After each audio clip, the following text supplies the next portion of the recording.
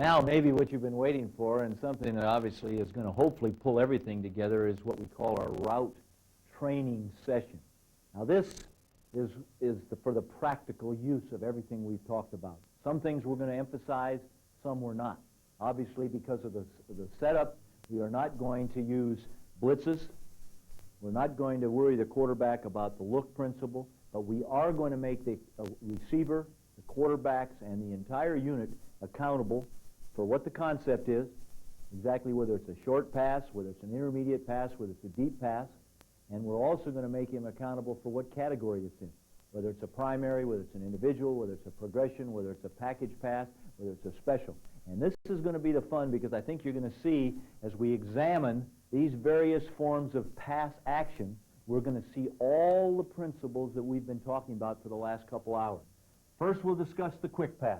The quick pass is a 3-step, or sometimes 2-step, quick drop-back action by the quarterback. It obviously takes place in the short zone. The option or choice concept is our primary category. It's our basic deployment of receivers and our basic route running, where each receiver is accounted to convert his route and to make the best use of his route based on what the defense does. Now, it's a 5-step drop back, and it also takes place in the short zone. The next concept is the shallow cross, and this is the shallow cross or short crossing action by all receivers. Tight ends and all wide receivers use this maneuver.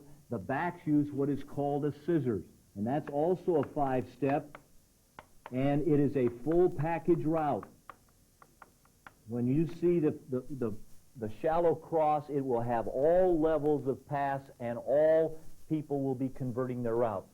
The smash is a 5-step, also a drop back. It takes place in the intermediate zone. Takes place from 12 to 20, an excellent route in that area, although it also functions in the short zone because of the complementary receiver. 4 deep, another 5-step drop back maneuver. It takes place. It's a vertical seam route. It's a vertical seam route that the quarterback and receivers learn to run, that will also take advantage of the intermediate to deep zone. The sprint is an all-encompassing package, and it is a run threat pass. It's just what it sounds like. It is a sprint, is a threat in the corner, you want to threaten the outside of the defense, and it's an excellent all-around pass. The stop is a half roll. It's a half roll. It's a full package pass, and it takes advantage of the entire field. The roll is a flood, and it basically, you attack the corner, but it's basically a flood concept, which we hope we are going to outnumber a particular team with the deployment of our receivers. The play pass is a 7-step play action fake, and it attacks the intermediate zone. And it basically is a horizontal route. So now, over the next few minutes, we're going to discuss each one of these plays. We're going to try to apply them to each one of these coverages over here. As we look over here, we can see the coverages and remind ourselves of the coverages. We have cover 3, which is the basic cover 3, 3-deep zone with a 4-4-3 pass rush ratio. We have a cover 2, which is a 2-deep zone with a 4-5-2 pass rush ratio. Cover 2 man is obviously the 4-5-2 ratio, but it has a man coverage underneath and extremely tough. Cover 1 man is basically a 6-5 ratio with 5 people playing man, 6 people rushing the passer. Cover 1 free is basically a 5-1 ratio with 5 rushing, 5 in men, and 1 guy that's free back in the secondary. Okay? Well, let's get started now. We'll get started with a quick. Now, what the quarterback is doing in this training session, in this route training session, he is going to have each play from maybe 1 or 2 formations. 1 or 2 formations so that he has an opportunity to see exactly what the reaction of the defense is going to be to each particular route. As I mentioned, the quick is a 3-step drop. 3 quick steps, 1, 2, 3, and he has to be ready to throw. The timing on the 3-step route has to be there. If there is any delay in the timing of a 3-step route, it will not work. The basic one we're going to work today is just called the quick hitch. Quick hitch. And these are 5-step hitch and then plant and come back. 5-step hitch and come back. The tight end's releasing inside over the ball at 3 yards. The backs are blocking to the outside in that particular manner. There are ways you can slip them in the flat as well. Now, that's the basic, quick, basic route.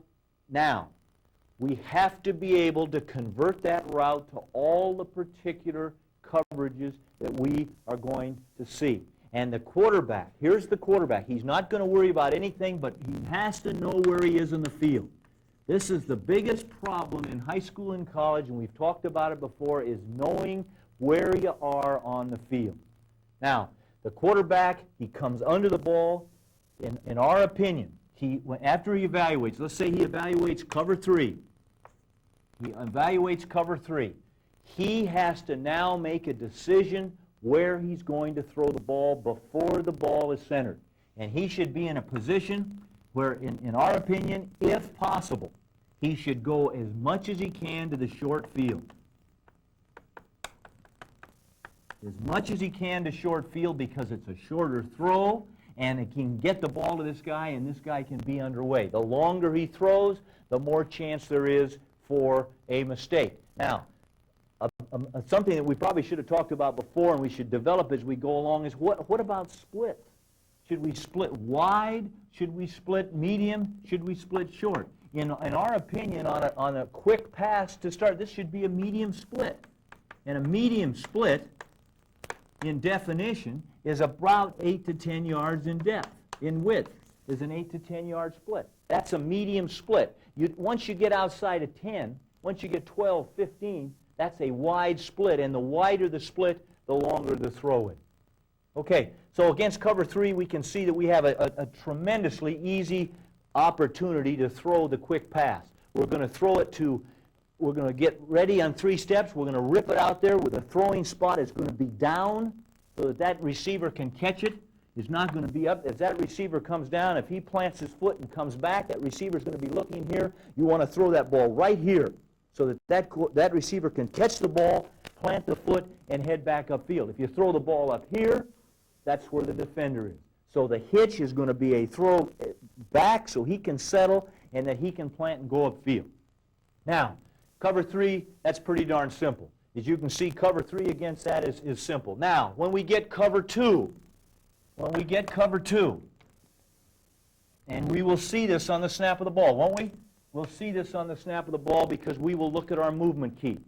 Now, when we run the hitch on cover 2, the receiver has to know that there's a 5-yard cushion. And anytime the corner lines up inside of 5 yards in cover 2, he converts the route to a post. So now we have the answer to the cover 2 that's within 5 yards. He now runs the route on the man, all the same rules. He runs it, and then he breaks off and runs a quick post. Runs it at the man, breaks off, and runs a quick post.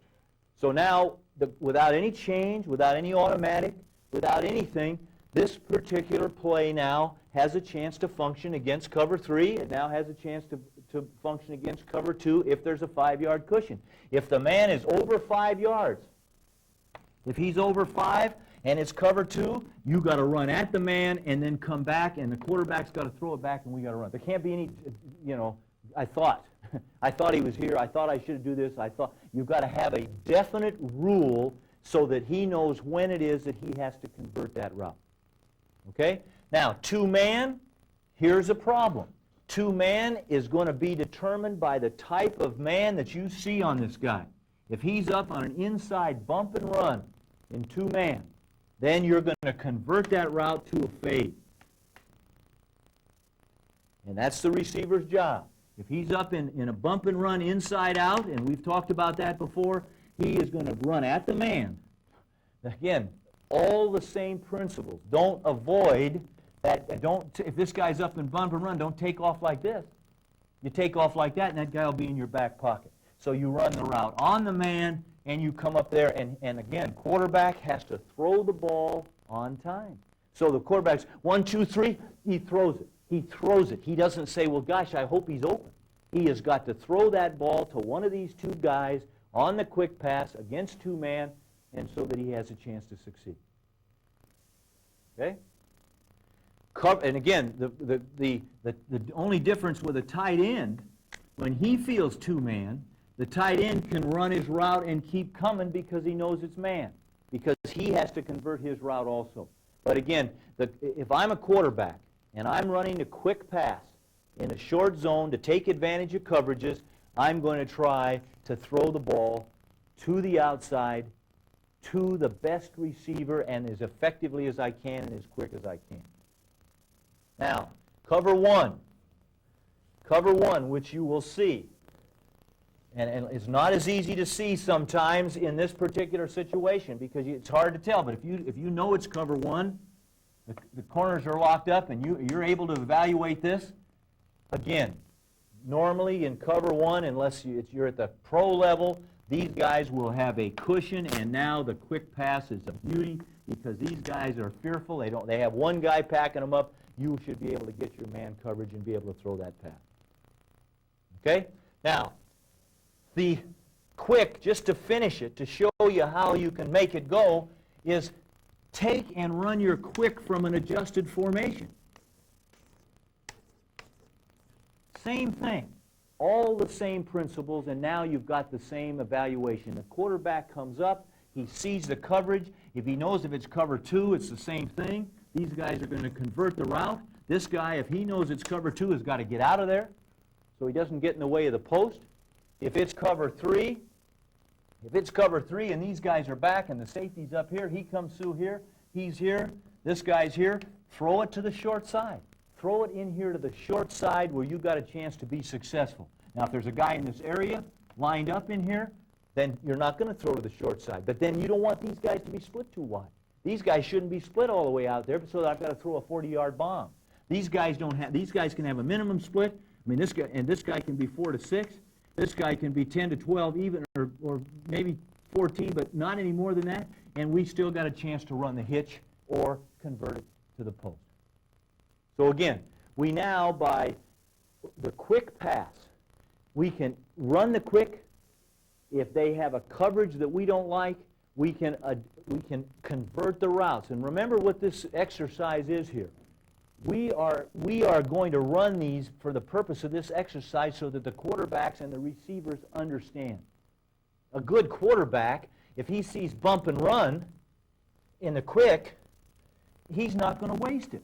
I mean, why would a good quarterback come up and he sees a guy here and he sees a guy here? Why would he go with a quick? Well, forget it. We're not going to go with it. That's when the quarterback matures. But in this drill, in this exercise, we're going to run some bad plays against defenses that we don't want to run them against. But what we want the quarterback to do is be communicating with the coach and saying, Coach, I don't like that play. Then all the coach is going to say, the next time you come up there in automatic.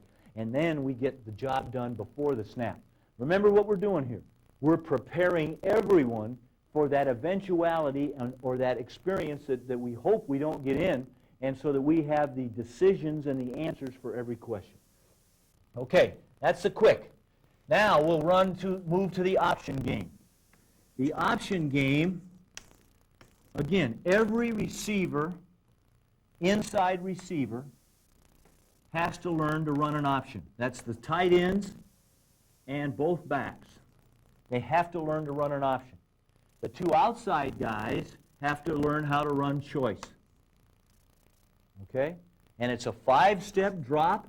The throwing spot will be whatever the quarterback can get to in a 5-step drop, and that's critical. The quarterback has to be able to learn to take a depth step on that 3rd step and get as much depth as he can so that he's so while he's deepening, the routes are taking place, and that's very, very important.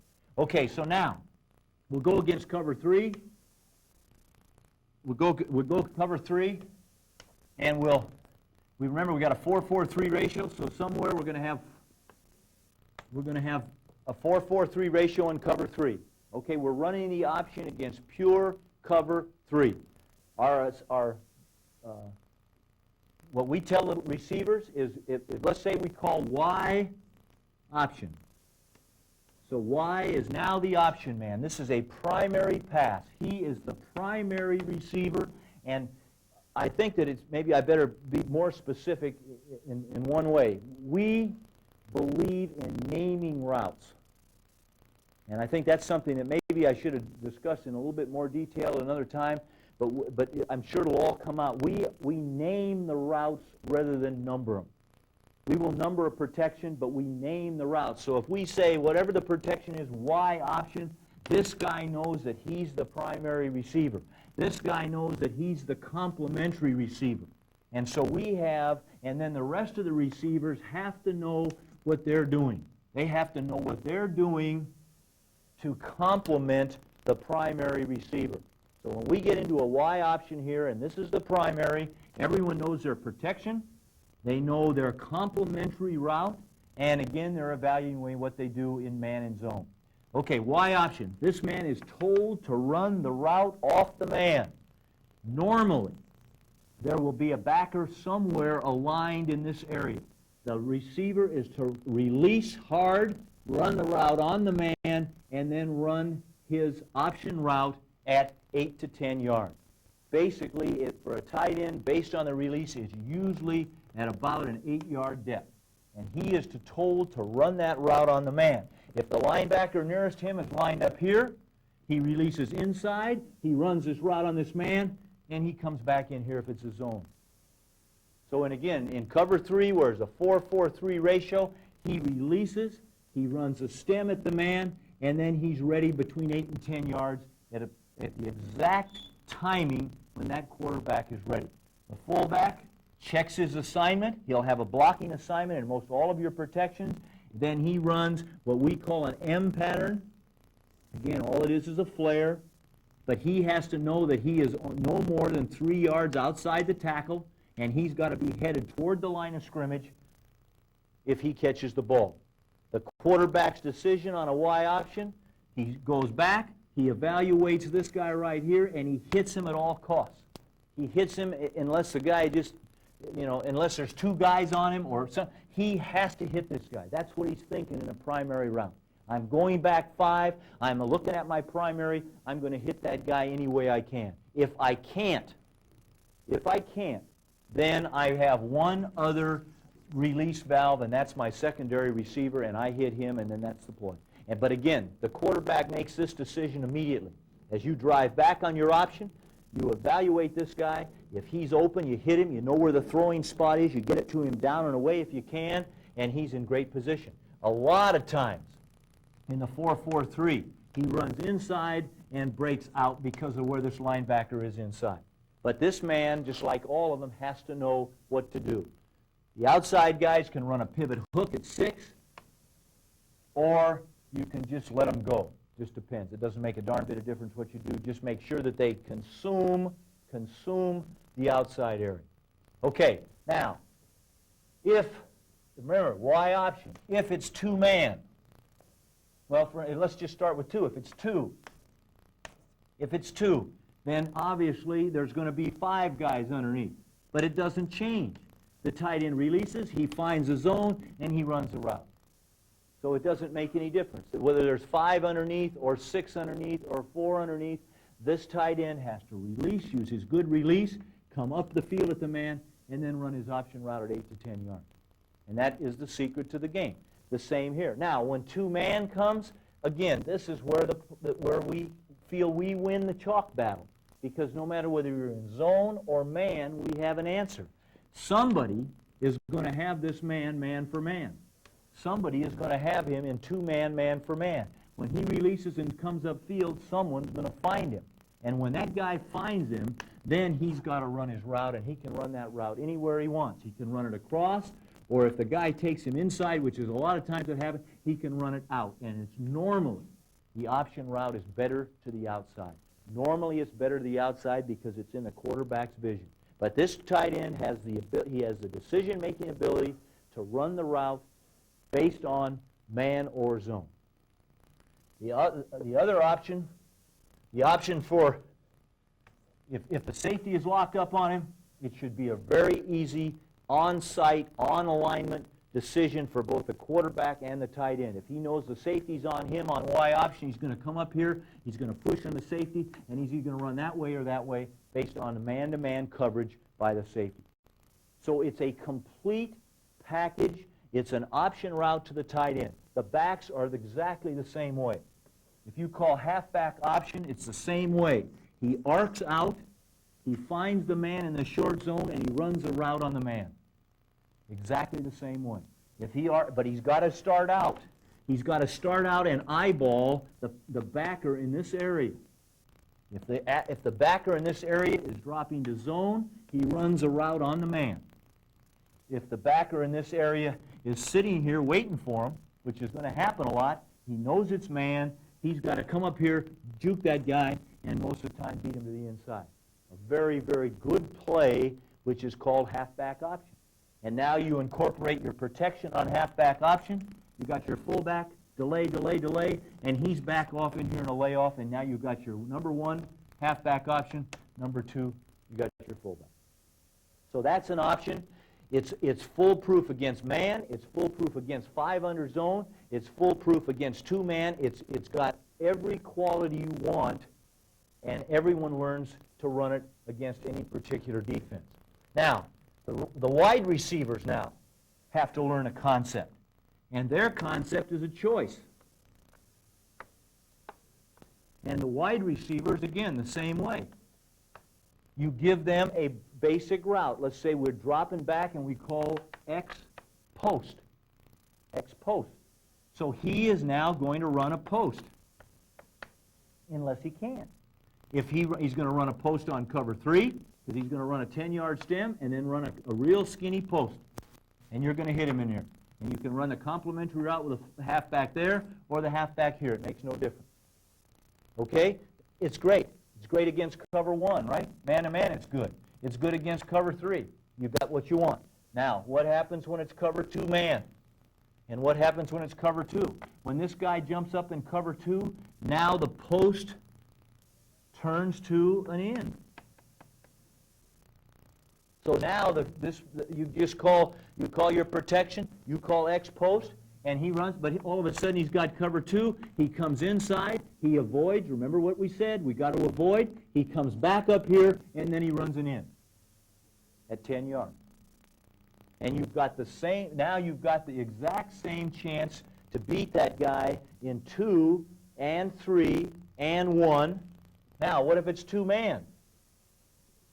Well, if it's 2-man, you have got that. He now is the primary. It's his choice. You said it was X choice. He can do anything he wants to get open. Anything he wants. He can beat the guy here and come over. He can do anything he wants because it's 2-man. The one thing you don't want him to do is run a fade.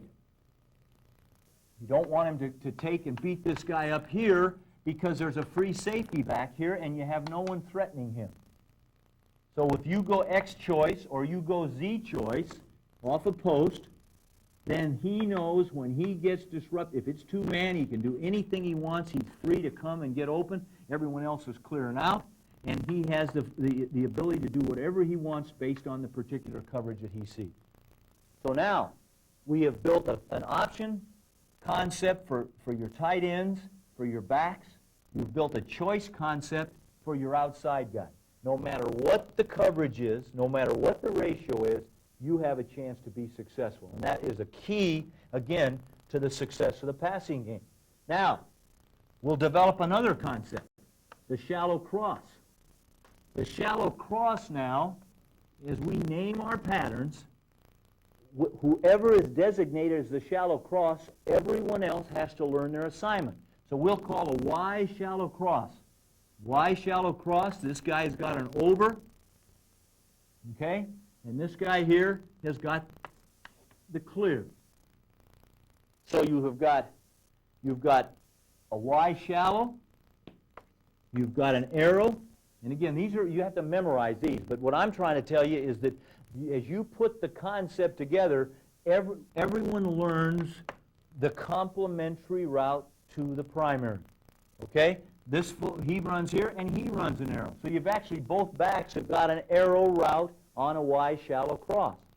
Now, remember what we're doing. The quarterback is going to go back 5 steps. The tight end is going to release. He's going to evaluate man or zone. The depth of his route is 5. If it's zone, he's going to settle down right in the middle.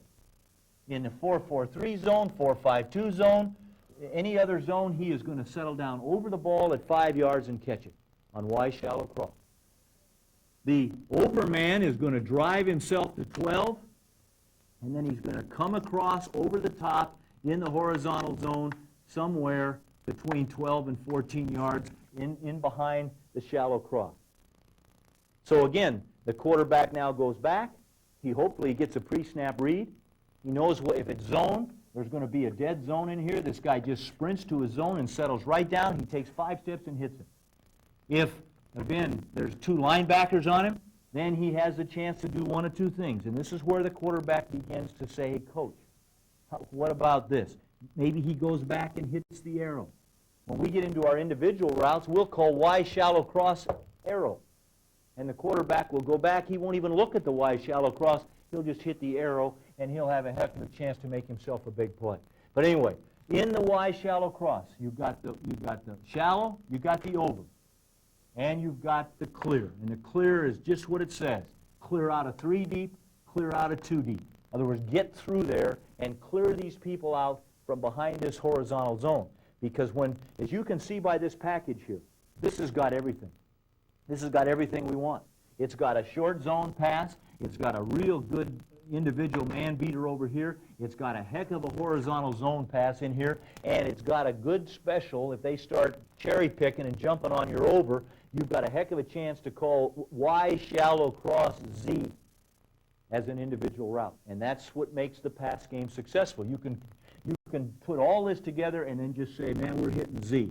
Quarterback goes back, Y shallow cross, and all he does is loft one up there, and hopefully it's got a chance to be successful, and at least you get a chance to let them know that you're going to stretch them a little bit.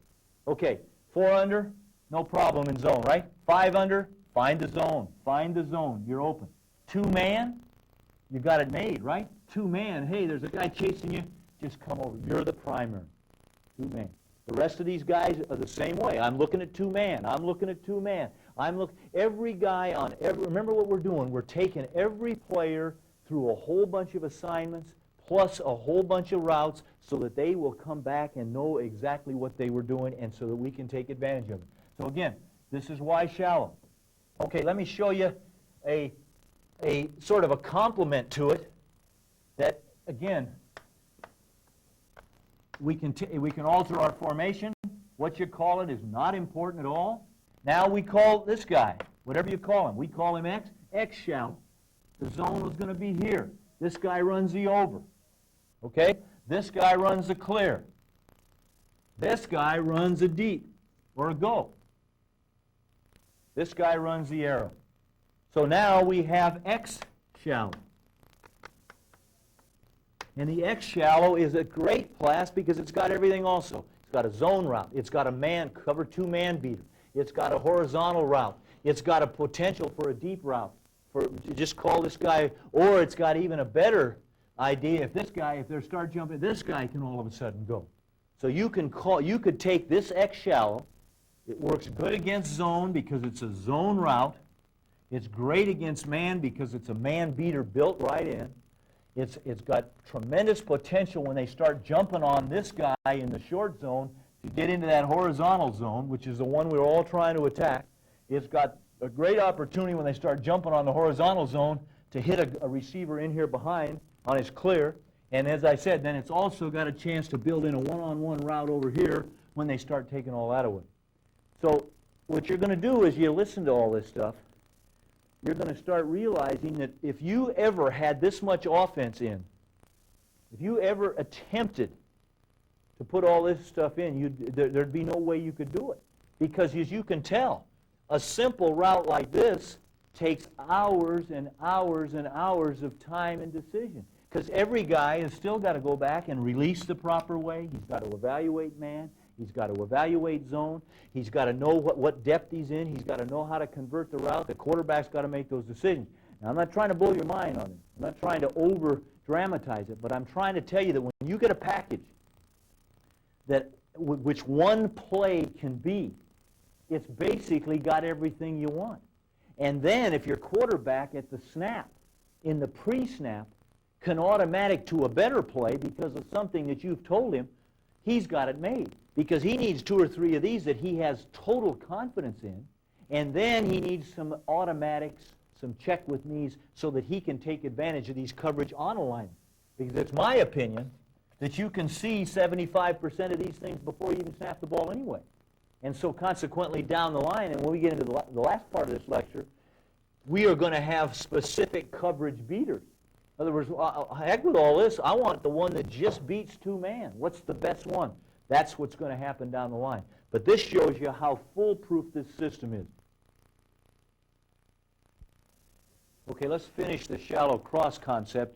We've talked about the tight end or the Y shallow. We've talked about the X. Now we can also put in whatever we call this guy. If you call him a W or whatever you want to call him, you can put a shallow cross into him. You can put a shallow cross into him and over here like this and a go right here like that. So you could put the same thing into him. You got the arrow on that side. This guy is the primary. He's got to evaluate man. He's got to, if it's zone, he settles in the zone. If it's man, he runs the man. This guy runs his arrow. Everyone else clears out, and you got a full package. The same way over here. You could do the exact same thing with this guy. And again, I will discuss in detail how these guys are named, but if this was X and this is Z, you can call a Z shallow cross. A Z shallow cross with an over, with an up.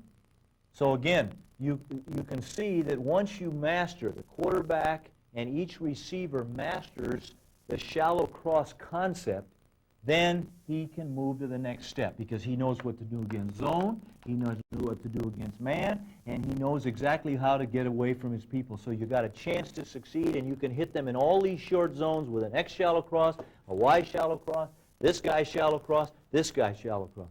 So you can just see the variety in just one concept, which is foolproof against man and zone. Now let's take another look at it's sort of an offshoot of the shallow cross, and it's what we call a box or a scissors. And all it is a shallow cross in combination with 2 men. And so what you do is you run the Y on a shallow cross, and this guy comes up and runs his, and he just crosses him. And so you basically have a junction point at a certain particular point where 2 men are exchanging shallow cross routes, where one is in front, the other guy is in back. And the same rules hold true.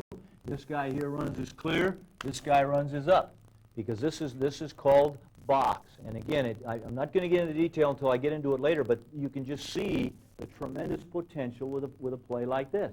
Because you have, number one, you have the same zone principles. You got 2 guys sitting down in zone. If it's man, you got a tremendous picking action so that you can take advantage of any kind of defensive deployment. So the box pass, which is a route of 2 crossing receivers on the line of scrimmage, and that is a good one, again, to build our concept. Now, with that, we have what we would call a scissors. And the scissors is the box, but it's with the backs. Okay? So now these 2 guys are going through the line, and then they're going to go like that.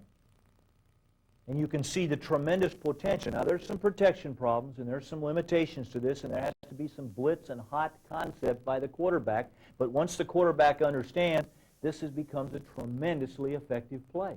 Because now you've got the same thing. You've got a guy with an over, you've got a guy here, you've got a guy clearing, and now you have two receivers. And again, remember, I'm not trying to sell you on this because you might not have the backs. Remember, back to our original concept. Maybe your backs don't catch. Maybe your backs don't fit this. But this, along with the shallow cross, is a tremendous combination because you have your backs coming through the line, reading man or zone. If it's man, boom. If it's zone, they come across and set in the zone. And believe me, if there's more than two guys in this whole area in here in zone, then they've got some new type of defense. And if it's man, it's one of the most effective routes in football, where they're running straight ahead at the man, and if a man's got him man for man, he's going to be sitting there staring at him. You've got both ways you can go, and you've got a chance to beat him inside or outside, but normally inside. Good against three, good against two, good against two man, good against cover one. Against cover one, it's almost a cinch because somebody has got to find this guy and decide who's got him man for man. Okay, now, the next thing that we're going to do in our route training is we're going to talk about another route, which is called the smash. And a smash is a route. You break the field into halves, and you can do it with a tight end or a wide receiver, or you can do it with a wide receiver and two wide receivers. And a smash is a named route to an outside receiver where he angles out to 5 yards, comes under, and sits down right at 5 to 6 yards.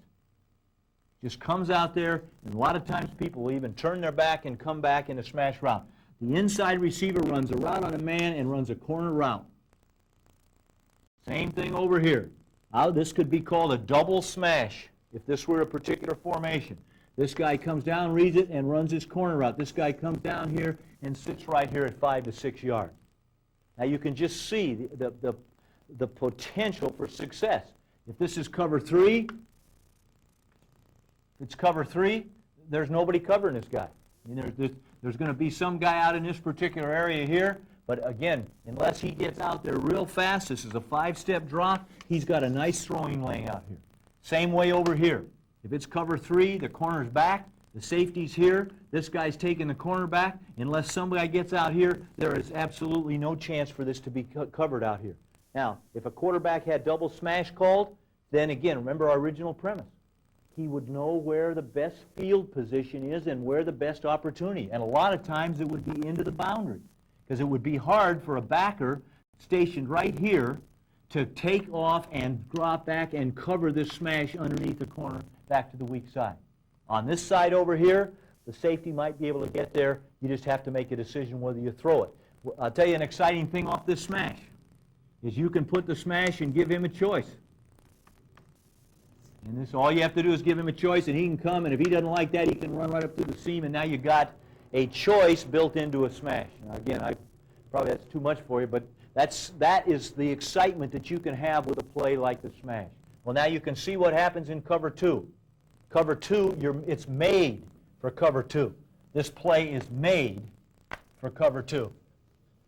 Because cover 2 puts the safety on the hash, the corner jumping.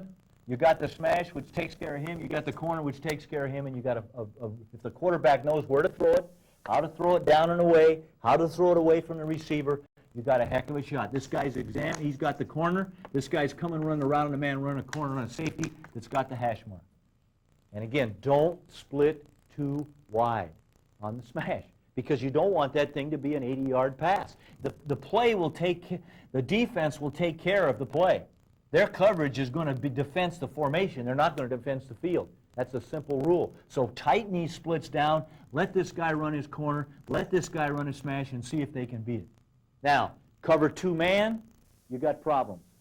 The guy who's got to convert is the smash guy. If they run cover 2 man on this guy, he's got to convert and start running. He's got to be, because it's the only way you can beat 2 man with the smash. Because the inside guy has got a man on him, and he's got to run a corner, and it's just too much. He's got a man on him, plus a man covering behind him. He's got a pretty good chance that he's got on top of him. So you can see cover 3, it's a good pass to the outside guy. Cover 2, it's an excellent pass to the corner man. Cover 2 man, it's a great, if the conversion is made, it's a good throw, not any different than a shallow cross for a wide guy. He just spots man, he gets his tail in gear, and he gets across the field, and he's got a chance. Cover one, it is a beauty. Cover one, you get locked up, you come out and you see your best receiver in a slot here. You got your best receiver here, or at least a good receiver. He sees a free safety, or some guy locked up on him man for man, a corner locked up on him for man to man, and you got smashed. To me, he's got to be able to run around on a man and beat him to the corner. That's the play you're looking for. That's the play, that's the one that Bill Walsh with the 49ers just looks for by the hours for a guy like Jerry Rice. Because Jerry Rice against a guy like that there's almost no chance. And at that much field, there's nobody else till over here. There's a safety locked up over here. So you can see that the smash concept gives you short passes, it gives you man beaters, it gives you cover two beaters, it gives you a nice little complement for everything that you want to do. Okay, the next concept is the four deep. The next thing is a four deep, and again, this is another training kind of a pass that is just as it sounds. And again, I'm not worried about protection. I'm not worried about what they name these guys. I'm worried about quarterback, receiver, preparation, decisions, and then execution. Name any formation. Put a formation up. We're going to run four guys deep, just like it sounds. Because remember, we're training people. We're training people now to get in these vertical seams. This is the first time we get in these vertical seams that we keep talking about, and we have to show them how to do it. We have to show them. So we call a four deep pass. And now we go through all the same rules. The receivers line up. Don't split too darn wide. It's no reason to throw speed so wide because the defense will defense the formation. Get it down. Quarterback, know where you're going to throw it. Best place to throw it is into the sideline because it's a shorter pass, if possible. So again, these are all things that you'll learn as doing it. Now the receivers take hold. Is it man? Is it zone? What the heck do I do? Well, now you can see the possibilities here. If an alignment key, keep drawing this the wrong way, if it's an alignment key, and on alignment you see cover three, in other words, there's a safety in the middle of the field, then that's your movement key. That's your movement key. Don't question yourself. That's the movement key. And now on the snap of the ball, you look at him. If he favors this guy, you hit this guy. If he favors this guy, you hit that guy. And that's that simple. Now, a lot of things can happen, and I realize, but again, and you're doing it in 5 steps. You're not going to, and you don't wait for the guy to get open. You trust the vertical seam concept here. You trust that these guys are going to run their route on a man, this guy's going to run the route on a man, these guys are going to run the route on the man or on the hash. Because they're going to have to, if there's a safety out here, they're going to run the route and barrel in. They're probably, the rover.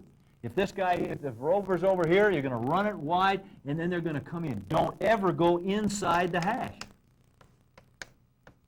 No inside receiver goes inside the hash. So if this is the hash right here to the short field, you're working this way.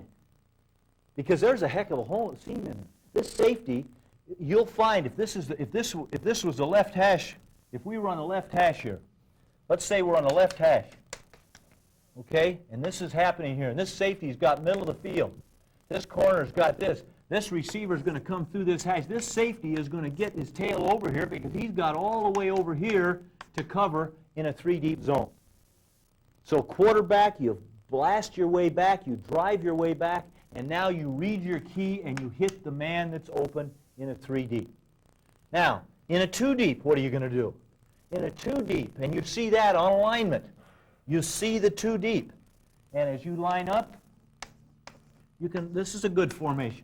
2 tight ends. I draw some of these just to give you ideas, not because this is what you should do. You do whatever your backs allow you and your receivers allow you. Now you see cover 2 on alignment. You see cover 2 on alignment. Know where you are on the field. If you're in the middle of the field and both hash marks are out here, well then you just pick your best 2 receivers and hit them. Make your decision. Key, here's your movement key. He's going to release, he's going to come through here, he's going to release, he's going to come through here. My Lord, if you can't throw that vertical seam, then something's wrong. Because you've got all the advantage against cover 2. Say, if you like it over here, then do it over here. This guy has got to avoid. He can't get bumped. He's got to get in this seam in here. This guy's got to release, come up, and come through there. So again, we have got everything we want in this vertical seam. We've got 4 guys going down the field. The quarterback himself has to make the decision. He has to make the decision which side he's going to. Now, the biggest mistake that I see with quarterbacks, especially young quarterbacks, is they always want to go to wide field. If you're on the left hash here,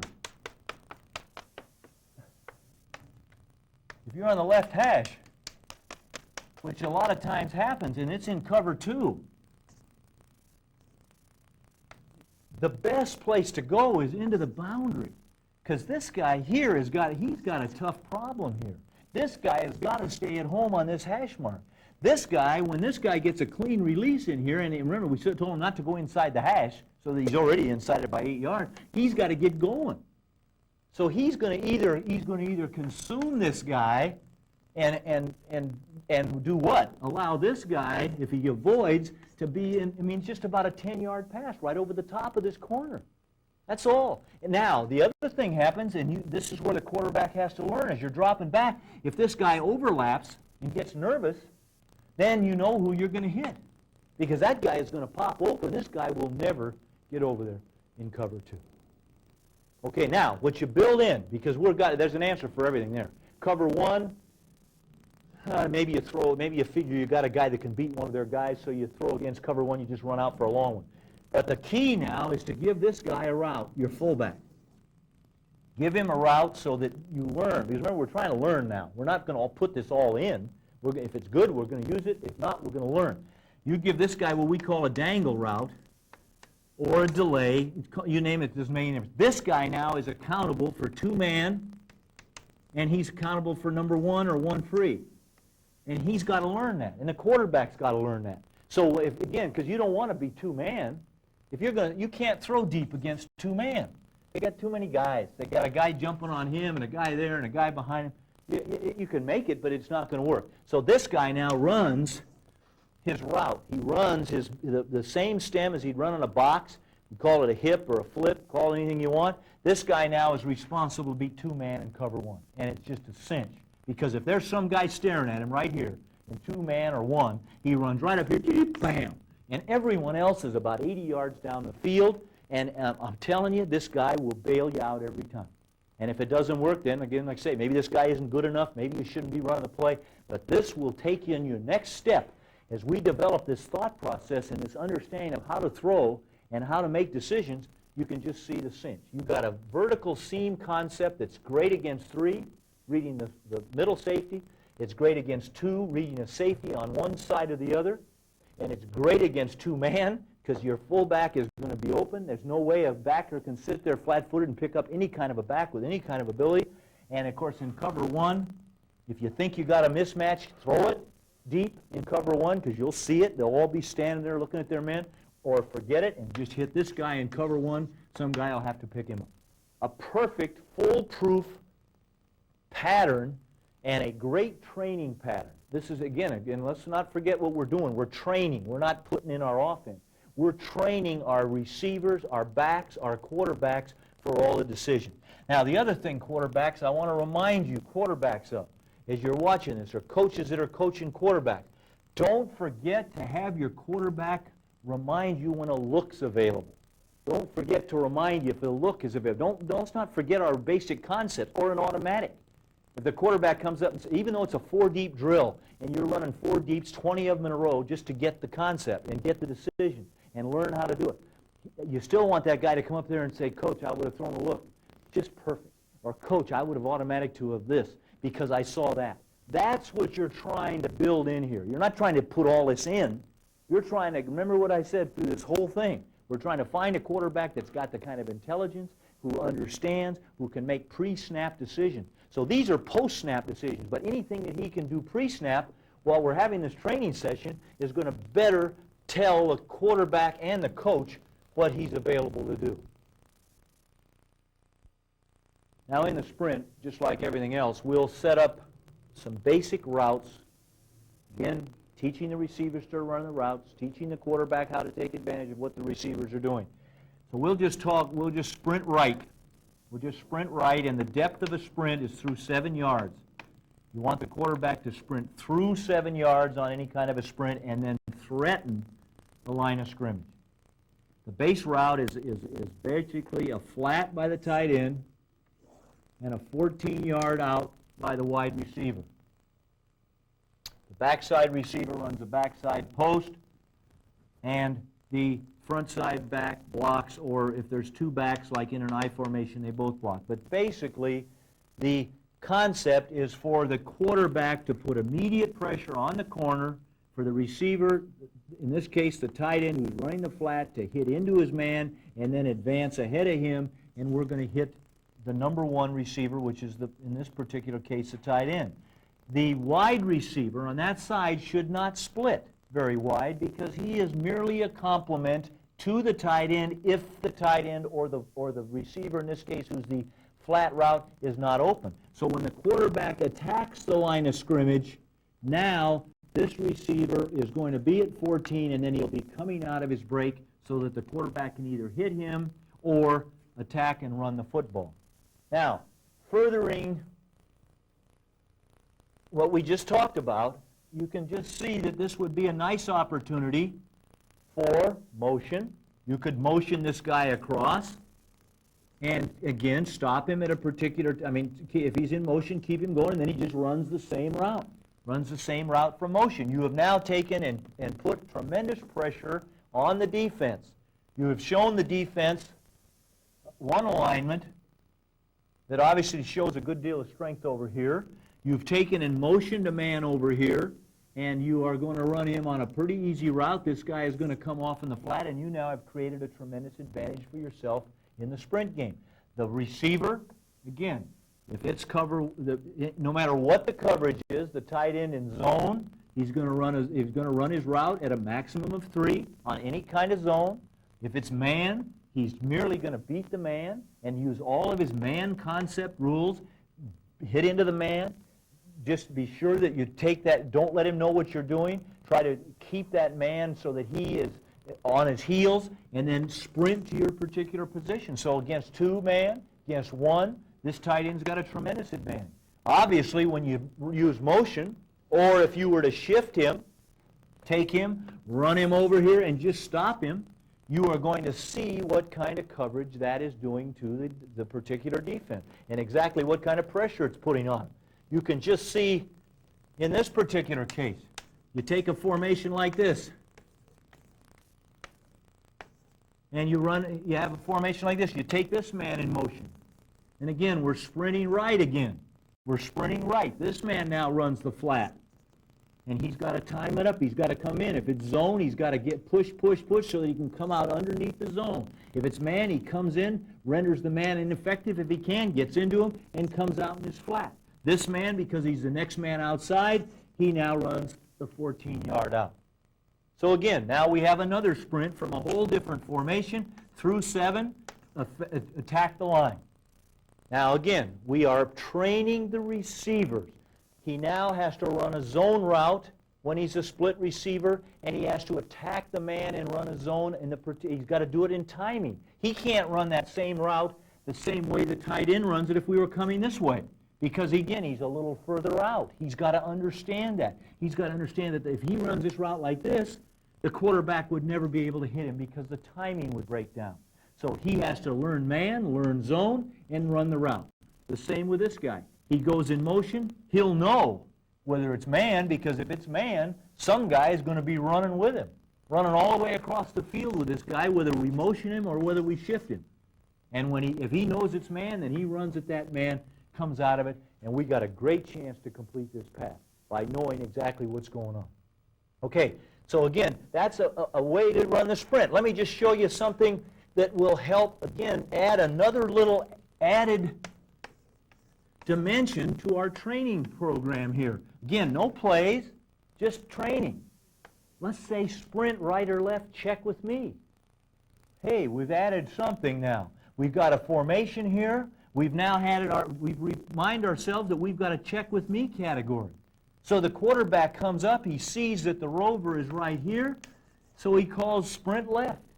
They all know what to do. This guy runs a flat, this guy runs a 14 out, this guy comes through 7, someone blocked, and now we not only we get so much better of a chance to succeed on this route now, because the quarterback has to read a coverage, he has to handle his partners, he's got to tell 10 men what to do at the last possible minute, and he now, if he's got any kind of brains, is going to take advantage. Now, if he came up and he saw cover 2, and this is the fun of this where you can add things, if he saw cover 2, what would he probably do? He'd probably say, the heck with this darn thing. Because again, is the sprint good against cover 2? It really isn't good. This guy's going to sprint into him. He's going to sprint into him. What's going to happen? He better know at the snap of the ball that he's going to do what? That he's going to run the football. And there's no sense trying to do anything else because, again, there's going to be a guy sitting in the flat in cover 2. There's going to be a guy out here when this guy rolls over at 14. So, again, you can just see how exciting this can get and how quarterbacks and coaches can begin to get smarter and more effective as they read the coverages. So the sprint is good. It can be used with motion. It could be used with shift. You could shift the guy from right here over here and then run the sprint, and you've got a whole different picture for that defensive secondary, and you can put the pressure on them, and as I said, your quarterback should be effective. Okay, now let's take a look at the stop. The stop is, again, another route training mechanism, and the stop is a half roll. It's a half roll. It's much like the shallow cross in that it has a lot of components, and almost everything that the defense does, we have an answer for. We have a rollover 8 to 10 yard out. In other words, he's going to roll over or plant, depending on how you route run. This man is running an out at 8 to 10 yards. He's going to get the ball in man. He's going to get the ball in a deep cover 3 zone. He's going to get the ball in cover 2 man. If he can run the route, if a guy's inside of him, and if he can press, this guy is told to take away the inside, I believe that the ball can be thrown to him. And it's a much more effective way to throw the out than the drop back, because you've moved the throwing spot to 7 yards deep behind the tight end. It is a definite stop or a half roll, and if they do not take away the flat, that is the simplest form of an out route. Simplest form. Now, there you can take it away, because we know that a good bump and run, a good tough cover 2, simple cover 2 takes it away. So the quarterback, when he comes up and sees cover 2, then he's going to forget that guy. Just forget him, because there's no way that this guy's going to get open against cover 2 unless the guy goes to sleep. But again, we've got answers for that. So he runs an out. The tight end runs what we call a seam. And he basically comes up the field for 6 yards, and then he bananas or seams in the zone so that if cover 2 is there and he can't hit his buddy on the initial move, he can hit this guy by settling down in the zone underneath the safety. And that quarterback has a good position on him. He's out there. He's got a good position on that guy, and he can get it. Okay? Then the third component on the stop is what we call a slant curl. The split in comes off for 6, in for 4, and he slant curls. We run a slant curl route in amongst the linebackers. And again, it is an excellent route to beat zone. If the quarterback comes out, decides he can't hit this guy for whatever reason. Remember, we're just making decisions and seeing if this guy can run a good enough route to get open for him to hit him. From a medium split, we don't want a big wide split. If he can't hit him, he tries to hit him. If he can't see him, then he comes back to the slant curl. If not, the halfback sets in here for 3 good counts and slides out here 5 out and 2 deep and just stands there. Just stands there, ready to catch the ball. So as you can see here now, we now have an excellent method of determining if our quarterback throws well as he moves. We have a much better way to throw an out pattern because we have movement and we have a much better angle on the out.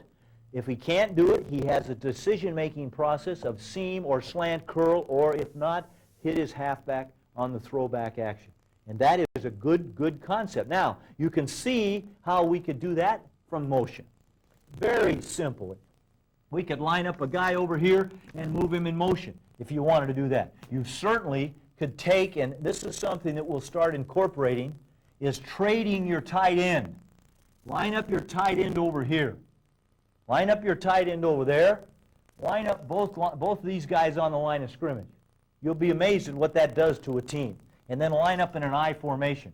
This is called trading a tight end. It's like a shift or like a motion, but it's going to give you, you know what you're doing, you're going to stop, or whatever the heck you call it. So you're going to come out here. This guy can come over on the snap of the ball. You can either stop him, or you can just snap it here, and you'll be amazed at what kind of a seam he gets in here. Plus, there'll be somebody running over there to try to get in position to take away that particular play. And again, it gives you a nice little chance to hit your tight end in that particular area, in that route. You could also do that in the pattern we just talked about, the sprint. You could move him across here like this. He comes up, runs his flat. This guy runs his out, and you got yourself a sprint with just a very simple move that puts a whole bunch of pressure on the defensive secondary. So the stop, getting back to the stop itself is not good against a 2 right here. It's not good against 2 outside. Whenever you see 2, you're going to come back to the backside, almost unless you can hit your tight end. If you can hit your tight end in 2, in the seam, if the seam on the stop is open in cover 2, you look for him and you hit him right away. Right away. Timing. Remember timing. If not, you immediately focus your vision back here, and you come right around and you hit that slant curl, because you see what effect you're going to get on the stop. They don't know that you're stopping or sprinting. So they're going to move. Those linebackers are going to move, and there's going to be a hole in here that's not normally there in drop back pass. That's why we call this a half roll, and why this is maybe something you want to incorporate when we start designing plays. This may be a play you like the looks of, because it allows your quarterback to move if your protections aren't good. It allows for zone protection, and it allows for you to throw into the short or intermediate zones when there's a movement, which puts linebackers at a tremendous disadvantage. And as I said, then if you don't like it, you can always hit this guy. Now, 2-man, this is tough. 2-man, this is tough. We try to sell that 2-man and 1, we're going to go to the flanker. That he has got to beat 2-man. You've got to make him think he's going up and come out, or we've got to, he's got to do it. If not, the only guy that can do it, you can let your slant curl guy, if he knows it's man, keep coming. Slant curl guy, if he knows it's man, knows it's 2-man, he can break it off anytime between 4 and 8. He can break it off and get moving, because then he'll come across in the vision and you can hit him on 2-man. Foolproof, a lot of good decisions, a lot of good things to think about depending on your personnel. It's a good complement to the eye. It's good with a good active tight end. It's good if you have the kind of receivers that can run individual routes on the outside. Okay, the next to last of our route training sessions incorporates the rollout action. And a lot of you are going to think that that's a good action because it does tie in well with the running game. It's a flood concept. And again, with motion and shifting and some of the things we talked about, it really lends itself to quarterbacks who can move their feet and to action that keeps you away from throwing the ball from behind the center. So a simple roll is one that is, and as you know, we're not designing plays, but down along the line here, we're going to be putting in goal line and different plays for different situations. This is a great one because it's a flood concept. You run the tight, you can run the flanker on an in, or you can just run them deep depending on what the situation is. You can run the tight end on a seam, and you've got your fullback on the flat. And you come across with the quarterback, again, going through at least 7 so that he's in a position to take advantage of what the defense does. Now, again, you can see the possibilities. Basically, your primary basically is the fullback all the way, because in zone, he puts tremendous pressure on anyone out in this zone. If there's anyone out in this zone and he goes too wide or if he goes off here, your fullback is in position. And he never gets any deeper than 3. On a rollout flat pass for a fullback, he never gets any deeper than 3. So he is underneath most zones, and that's a key factor. I think a lot of people, when they see a zone route and they see movement and they see a flat route, they think, well, gee, it's going to be in the middle of the zone. Zones, people don't defend zones between 1 and 3. They defend them from 3 deep. Now, it's different sometimes in the goal line, but basically, this is just a flat route, maximum of 3 at the sideline for the fullback. The seam route is much the same for the tight end as it was on a stop. In other words, he explodes from the line, he gets a stem to about 6, and then he begins to belly into the seam and be ready for the route. If he doesn't get it, he can keep coming. And again, because it is a rollout action, we are actually going to threaten the corner, much like we did in the sprint. Much like we did in the sprint. This guy back here just running a post pattern. So again, in cover 1, somebody in here has got this guy man for man, and you'll find that it is a very, very effective method against a pure cover 1. Because again, somebody in here has got to sort through the tight end to get to the fullback and cover him in man cover. Okay? If it's cover 2 man, the same thing. Somebody has got this guy in cover 2 man, and he's got to make a banjo call or make some sort of an adjustment here to pick him up. In all the other zone routes, you should be able to get effectively around the corner and hit either the fullback or the tight end at a maximum of 10, 3 and 10, all the way to the sideline, and it should be there. Again, very effective with motion, as you might guess. Take this guy and run him this way. Take him and run him that way, and everybody's assignment over here in man-to-man coverage just changed. The corner had him. He's either got to run all the way over here and take him, or he's got to say now that he's got the tight end and somebody else now has got the fullback, and you basically, against man-to-man coverage, cannot stop this play in and around the goal line area. Because again, your decisions and who you got can change just with a mere motion or a mere shift. Again, the same thing with coming from this side. You can bring this guy across like here, and it still changes things. It changes the zone perspective, and it obviously would change all man rule. So the rollout pass, and again, don't ever think it can't be done to a slot. This is, for whatever good that you think you can get out of a rollout, it is just as effective. You can just as effectively do it this way. Because again, you put the same tremendous heat on another, and this instead of a closed side now, you're putting the same pressure on an open side. Same rules. Some guy here has got to run a timed up seam. He can't rush it. Because if he was tighter, he'd be out. You just got to know how to do it and run a seam pass that's no deeper than 10. This guy runs this flat. This guy clears. And again, we come around here and we come outside here. And believe me, it can be blocked because you got a blocker and there's usually going to be one man here in containment. You now have tremendous pressure on that. And just think, if you bring this guy in motion, bring this guy from over here in motion, or shift him, and he comes here and runs the same thing. You've got a nice 2-level zone pass. You've got a tremendous man pass to a guy coming out of the backfield who gets lost in the shuffle. Again, excellent pass, and again, as we've talked about, with all the sprint, the stop, and the roll, they are easily converted to man, easily converted to zone, and they are moving pockets, which makes a lot of coaches more comfortable. You feel more comfortable when the pocket is able to be movable and flexible. And when we get into protections, I think you'll see how those will tie in as well. Okay, now the last concept that we're going to touch on in this series, talking about route training, is our play-pass concept. This one now is a very important concept because it incorporates drop-back principles with the horizontal zone, which again is 12 to 20 yards. This area here that we have got to be able to perform in to be successful in the pass game.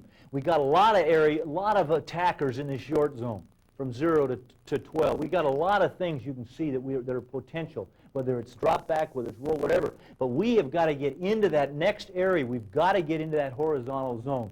And in our experience, we found that the play pass, now this is not a running play fake pass. even though you're faking a run.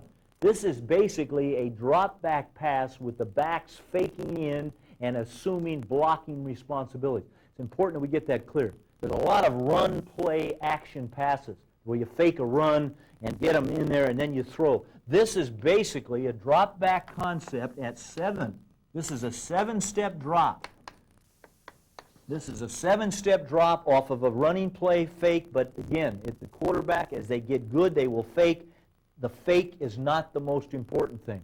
The most important thing is designing some routes that get into this area, and again, training the receivers to learn how to use their moves and their depth to get open. Okay, these are all ends now. These are just ends. We're going to teach deep ends that are 14 yards. Now, they could be 16. We'd like to make them 16 if we can, because then it gets just that much deeper. But the guy's got to get moving on 16. Got to get moving to get into that zone. And they got to go through a junction point. They have to go through a junction point at 14 to 16 if they possibly can. You can get a split receiver on the line to 16. You'll have a heck of a time getting a flanker off the line to 16 for the obvious reason. Okay, now, if you're going to fake, and this just is a play pass. It's called play pass. Again, call it what you want. And this is a deep in to the flanker. Now, your tight end is going to come out and hook up at 6. The halfback, when he is going to come in, is going to hook up from 4 to 6. Okay, this guy is not a factor. He can run him. This is a backside receiver. But this is play pass right. Okay, flanker in. Now, here we go.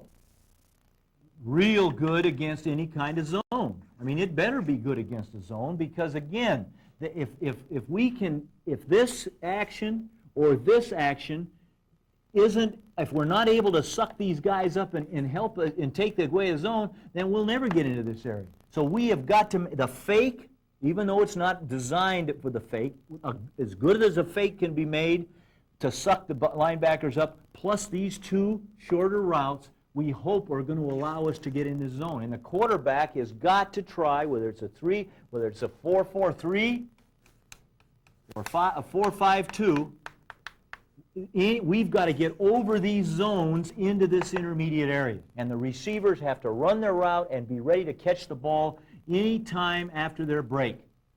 And again, the throw is not a rifle throw. It's not a line drive throw. It is a throw over the top of the linebacker. Now, this play fits into the progression. And we're back to a category of a progression. So this is a premium on the QB to make the decision between the 3 guys. He does not have a primary. He has to hit the man that is open based on the 3 concept area here. And if they jump, if they're deep, taking away this, he's got to hit this tight end or this halfback. If they're up, then he's got to hit this guy. So zone, it's excellent. Man, it's okay. Cover 1 man. This guy should be able to beat the guy. Cover 2 man, we're in hot water.